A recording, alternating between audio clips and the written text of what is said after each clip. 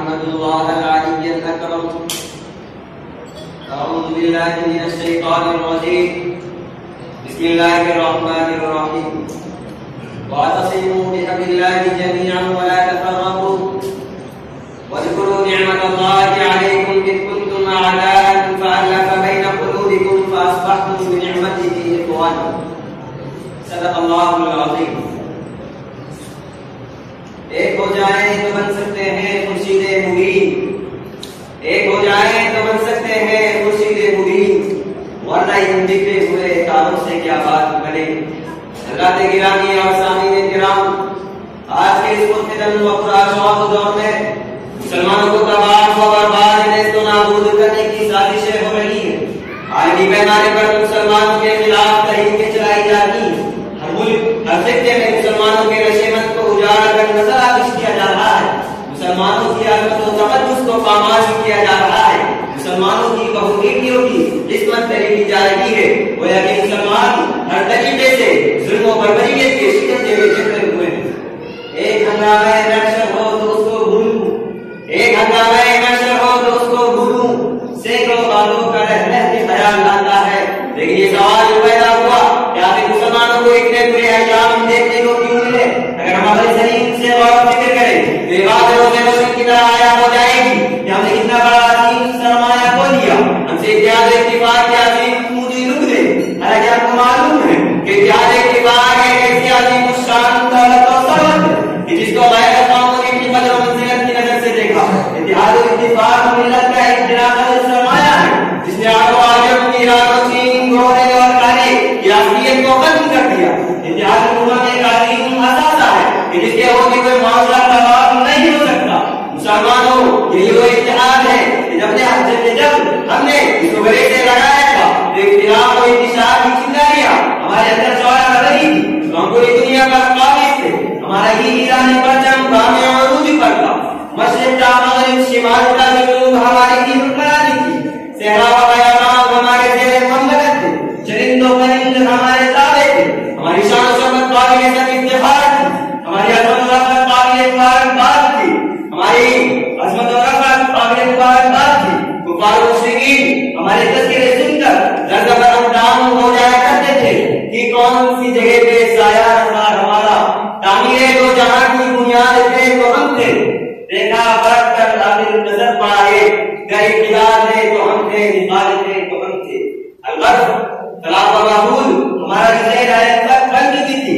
اس کو علامہ اقبال نے یوں کہا کہ مغرب کی وادیوں میں گونجی عصا ہماری، مغرب کی وادیوں میں گونجی عصا ہماری، تھمکانا تھا کسی سے زیر روا ہمارا. لیکن جب اختلاف و انتشار کی چنگاریاں ہمارے اندر شعلہ بن کر بھرنے لگی اور اختلاف جیسی پوری چیز کو ہم نے اپنے اپنی زندگی بنا لیا، عداوت و تشابہات کو ہم نے گلے سے لگایا تو ہمارا معاشرہ فتنے و فساد سے دوچار ہونے لگا. مسائل و آرام کی گدا کو تاریکیاں ہمارے راہ میں حائل ہونے لگی. ہمارا استقرار ختم ہوتا چلا گیا. کفار و مشرکین ہمیں قتل کرنے کے منصوبے بنانے لگے اور ہم قار و مسدد کے غار میں گر گئے. ذلت و رسوائی، ہلاکت و بنجوت ہمارا مقدر بن کر رہے. آبرو باقی تیری ملت کی جمعیت سے تھی، آبرو باقی تیری ملت کی جمعیت سے تھی. جب یہ جمعیت گئی تو دنیا میں رسوت کو ہوا. برادران ملت، جب کہ گردش دورہ نے ہمیں بیدار کیا تھا، انقلاب زمانہ نے ہمیں آواز دی تھی، حالات وقت نے ہمیں کمر بستہ ہونے کو کہا تھا، فلسطین کی قتلگاہ کے لیے ہمیں متحد ہونے کو کہا تھا، عراق کی تباہی ہمیں وارننگ دے رہی تھی، گجرات کے جنگے دن رات نے ہمیں مسلم ہونے کو کہا تھا. تمام مسلم معاشرے کی تباہی ہمارے کانوں کو دستک دے رہی تھی اور پوری دنیا میں یہ آواز گونج رہی تھی کہ ابد میں جہاں کا اور ہی انداز ہے، کہ ابد میں جہاں کا اور ہی انداز ہے، مشرق اور مغرب میں تیرے ہی دور کا آغاز ہے. لیکن افسوس کہ ہم نے ان باتوں کو بس کچھ ڈال دیا اور وہ سے رشمی اختیار کر لی. ہمارے سامنے خون کی ندیاں بہائی گئی لیکن ہم نے اپنے آپ کو محفوظ خیال کیا. مسلمانوں، جب اس وقت تک اتحاد اتفاق قائم نہیں ہو سکتا جب تک کہ ایک دوسرے میں ہمدردی کا جذبہ پیدا نہ ہو جائے. مسلمانوں، آج بھی وقت ہے کہ ہم اپنے اندر سے نفرت و تنازعات کو دور کر سکتے ہیں اور तशाकुरात की दीवार को नहीं कर सकते हैं। आज भी उल्फत और मोहब्बत पैदा की जा सकती है, आज भी कौमी इत्तेफाक और जो इम्तियाज को खत्म किया जा सकता है, लेकिन शर्त यह है जब कुरान मजीद की ललकार को सुनने वाले हो जाएं और आपका निगरानी बनाना पैदा हो। देखो एक देखो हम मुसलमान हैं, कुरान का हमारा ईमान है, हमारे रसूल हमारा यकीन है, रहला हमारा कुरान है, दीन हमारा इस्लाम है, खुदा हमारा एक है। तो मुसलमानों आओ अपने अंदर से इख्तिलाफ और इंतशार को खत्म करें। कुरान क्या है, इन हाज़िहि उम्मतुकुम उम्मतन वाहिदा, ये मुसलमानों तुम सब एक जमात हो।